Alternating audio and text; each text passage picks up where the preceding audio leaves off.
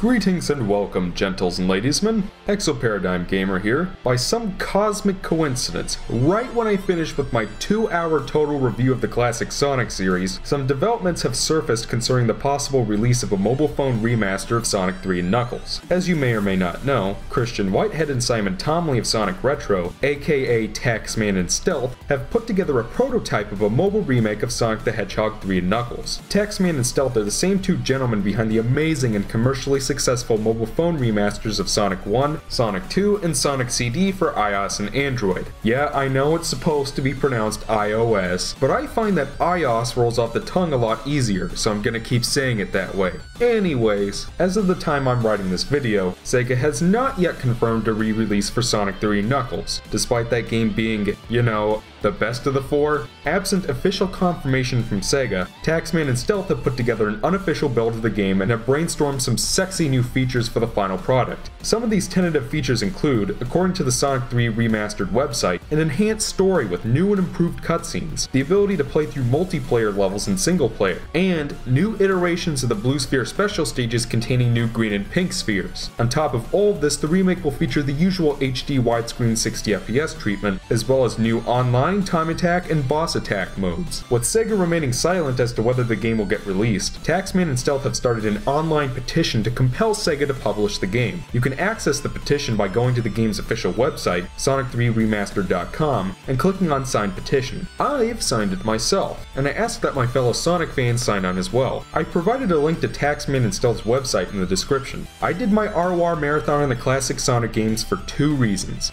First, I wanted to challenge the popular opinion that the classic Sonic games were immutably perfect and free of flaws, as well as the conventional wisdom that they possess a quality standard that the modern games can't possibly replicate. I also did the marathon to showcase some masterfully crafted mobile remakes, which I think prove the salt of remakes in general. So many people out there act like remakes are insults to the originals, which are supposedly perfect and never in any need of being remade. In my opinion, remakes are an opportunity for games to polish over the problems of their original releases and add new content. In doing so, a game can reach its fullest potential and make its mark on older and newer generations of gamers alike all over again. The mobile phone versions of the classic Sonic titles by Taxman and Stealth, in my opinion, rank up with the greatest of remakes released in recent memory. These games understood and paid tribute to the originals and what they did right, while also acknowledging and polishing over all of the oft-ignored things they did wrong, and all at a price tag of less than $5. That's no small feat. In my review of Sonic 3 and Knuckles, I afforded it some high praise, calling it a near-perfect game and the epitome of Sonic's career on the Genesis and Sega CD. Even though Sonic 3 and Knuckles may not suffer from some of the same problems that inhibited the original versions of Sonic 1, Sonic 2, and Sonic CD, it is still a fantastic game in its own right and more than deserving of a mobile re-release. It's time for Sega to finish what it started and sign on to the prototype. There's absolutely no excuse whatsoever not to re-release this game, especially given Sega's new commitment to smartphone development. That being said, I compel you to join the campaign and sign on to the petition for yourself. Tell Sega that we want Sonic 3 and Knuckles on iPhone and Android smartphones. As for what this means for me and my channel, if a Sonic 3 and Knuckles mobile remaster does get released, I promise to give it a short ROR review.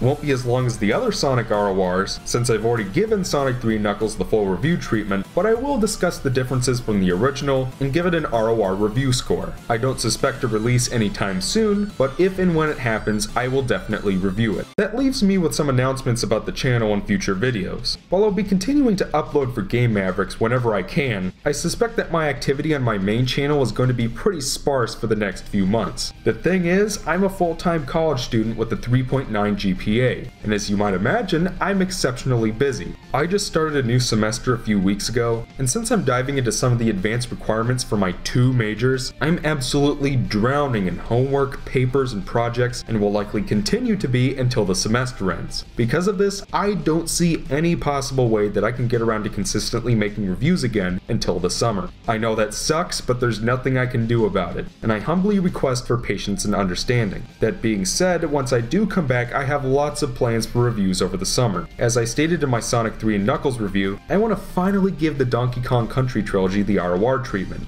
I've also gotten all sorts of requests to finish the Sly series, and a surprisingly large number of requests to review Jak 2 as well. I'd figure that after my review of the first game, people wouldn't want me to touch the Jak franchise with a 10-foot pole, but who am I to disappoint? In addition, there's also the mystery marathon that I wanted to do last summer but ran out of time to do. As far as reviews go, I've got plenty of ideas. The problem is, I just don't have the time to work on them. Contrary to what some may think, making video game reviews in particular takes a lot of time, money, and effort to see through from scripting to a final product. I estimate that for every minute of content you watch, it took the creator about half an hour to edit and another half hour to get assets prepared for editing. And as some of you may know, I don't monetize my videos. I don't make money off of this small-time YouTube gig. This is all a hobby for me. I wish I had the availability to make these videos full-time because I truly do enjoy it, but school comes first, and if I have to choose between YouTube and my studies take priority. I hope you'll understand. That doesn't mean, however, that I don't plan on uploading anything at all until the summer. I do have a collab project I've had completed for some time that I want to show you guys sometime in the near future. I also have a couple other smaller videos I want to make, like editorials and top 10s. And I'll also continue to upload on Game Mavericks, seeing as I'm getting another editor to help me out. There's also one shorter game I've been dying to play and review for a long time now, and if I'm resourceful, I should be able to find some free time to put together a video for it. And I know for a fact that all 1,500 of you haven't watched all of the 90-some videos I've uploaded.